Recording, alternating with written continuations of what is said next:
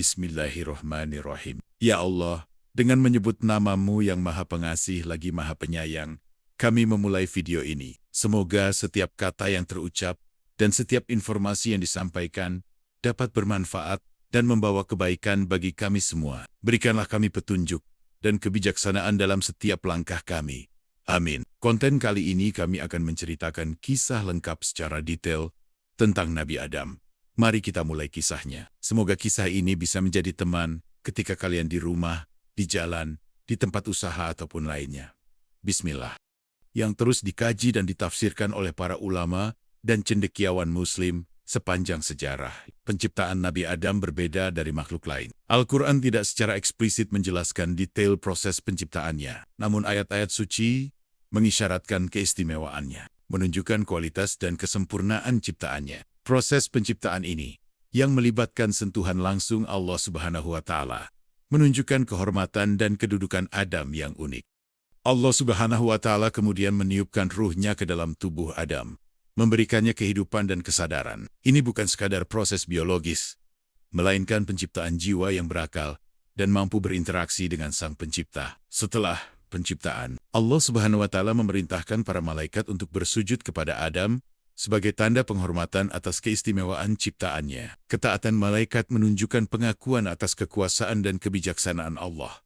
Namun, iblis, yang merasa lebih mulia karena diciptakan dari api, menolak sujud dan menjadi sumber fitnah pertama dalam sejarah manusia. Keengganan iblis ini menjadi titik awal konflik antara kebaikan dan kejahatan, yang terus berlanjut hingga kini. Kisah ini menekankan pentingnya ketaatan dan kerendahan hati di hadapan Allah Subhanahu wa Ta'ala.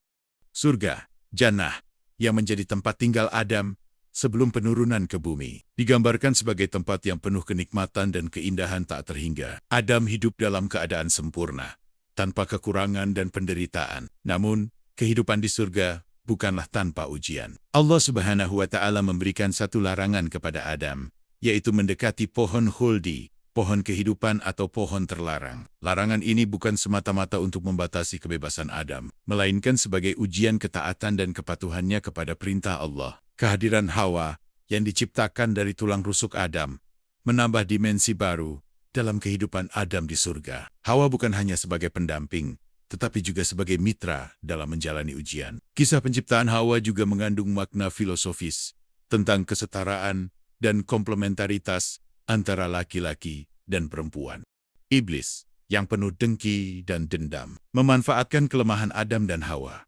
Dengan tipu daya dan rayuannya, iblis berhasil membujuk mereka untuk memakan buah terlarang. Peristiwa ini bukan sekadar pelanggaran aturan, melainkan juga simbol kejatuhan manusia dari keadaan sempurna menuju dunia fana yang penuh dengan cobaan, tantangan. Penurunan Adam dan Hawa ke bumi merupakan konsekuensi dari pilihan mereka. Namun, penurunan ini bukanlah hukuman abadi, melainkan kesempatan untuk bertaubat dan memperbaiki diri. Allah Subhanahu wa Ta'ala mengampuni dosa Adam dan Hawa, menunjukkan rahmat dan kasih sayangnya yang tak terbatas. Kisah ini mengajarkan pentingnya bertanggung jawab atas pilihan dan tindakan kita, serta selalu memohon ampun kepada Allah Subhanahu wa Ta'ala atas segala kesalahan. Kehidupan Adam di bumi sangat berbeda dengan kehidupan di surga. Mereka harus berjuang untuk bertahan hidup, bercocok tanam, dan mencari nafkah. Mereka mengalami kesulitan dan penderitaan, menunjukkan realitas kehidupan manusia yang penuh dengan tantangan. Namun, di tengah kesulitan tersebut, Adam tetap menjalankan perannya sebagai khalifah Allah di bumi. Adam mengajarkan kepada keturunannya tentang tauhid keesaan Tuhan, nilai-nilai moral, dan etika. Ia juga menjadi contoh dalam berbagai aspek kehidupan, seperti berkeluarga, bercocok tanam, dan membangun peradaban. Kisah Kabil dan Habil, dua putra Adam yang terlibat konflik hingga pembunuhan, menunjukkan betapa pentingnya menjaga persaudaraan dan menghindari permusuhan. Kisah ini juga menjadi pelajaran tentang konsekuensi dari tindakan buruk dan pentingnya mengendalikan hawa nafsu. Sebagai nabi pertama, Adam menerima wahyu dari Allah Subhanahu wa Ta'ala dan menyampaikannya kepada keturunannya. Ia mengajarkan mereka tentang keesaan Tuhan, kewajiban beribadah, dan nilai-nilai moral yang luhur. Perannya sebagai nabi dan rasul menunjukkan pentingnya bimbingan ilahi dalam kehidupan manusia. Ajaran-ajaran Adam menjadi dasar bagi perkembangan agama dan peradaban manusia selanjutnya.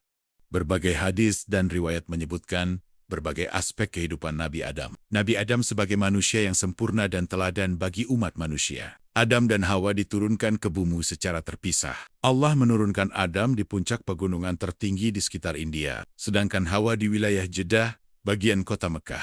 Betapa sedih mereka harus tinggal seorang diri di tempat yang sama sekali berbeda dengan surga. Di dalam surga, segala kebutuhan mereka sudah disediakan. Sementara itu, di bumi, mereka harus mengupayakan segalanya sendiri. Adam dan Hawa sangat menyesali perbuatan mereka. Mereka terus menangis dan memohon ampun kepada Allah. Begitu banyak air mata mereka, sehingga menjadi aliran-aliran sungai di bumi yang menumbuhkan kurma, delima, cendana, dan lain-lain. Adam dan Hawa terpisah selama bertahun-tahun lamanya. Akhirnya Allah Subhanahu wa Ta'ala mempertemukan keduanya di Bukit Jabal Rahmah di dekat Padang Arafah. Adam dan Hawa tinggal di dalam gua. Mereka membina keluarga pertama hidup di bumi. Suatu hari, Adam merasakan sakit perut. Badannya juga lemah tak bertenaga. Malaikat lalu memberitahu kalau sakit seperti itu karena lapar. Malaikat lalu mengajari Adam bercocok tanam gandum sampai mengolahnya menjadi makanan. Ketika di surga, Adam dan Hawa tidak mengenal rasa lapar, karena semua makanan dan minuman yang lezat sudah tersedia. Setelah sekian lama hidup bersama di bumi, Allah Subhanahu wa Ta'ala memberkahi keduanya dengan keturunan yang banyak. Setiap kali melahirkan, Hawa dikaruniai anak kembar putra dan putri. Pasangan kembar pertama mereka adalah Kabil dan Iklima. Disusul kemudian Habil dan Labuda. Salah satu putra Adam yang kelak menjadi nabi adalah Shits, kembaran dari Azura. Atas perintah Allah Subhanahu wa Ta'ala, Adam menikahkan putra-putrinya secara bersilangan. Tidak boleh satu kelahiran. Keturunan Adam semakin berkembang dan menyebar ke seluruh bagian bumi seperti sekarang. Nabi Adam hidup selama 930 tahun. Diperkirakan pada tahun 3760 sampai 2830 Masehi. Sebelum wafat, Adam sempat ingin makan dari buah surga. Anak-anaknya berusaha mencari buah itu. Namun, di perjalanan mereka justru bertemu beberapa malaikat dan memerintahkan mereka untuk pulang. Para malaikat itu diutus oleh Allah Subhanahu wa Ta'ala untuk menjemput Adam ke surga. Para malaikat juga membawa kain kafan, sekop, dan cangkul, lalu memandikan, mengafani, menyalatkan dan menguburkan jenazah Adam. Itulah pertama kali malaikat mengajarkan manusia cara menguburkan orang yang sudah meninggal. Itulah kehidupan Adam selama di bumi.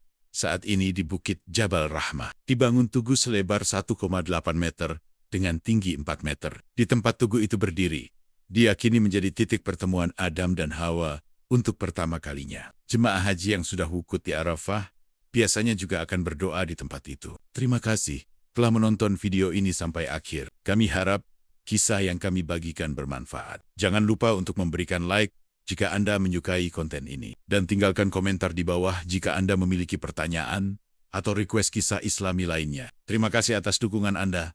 Dan sampai jumpa di video berikutnya.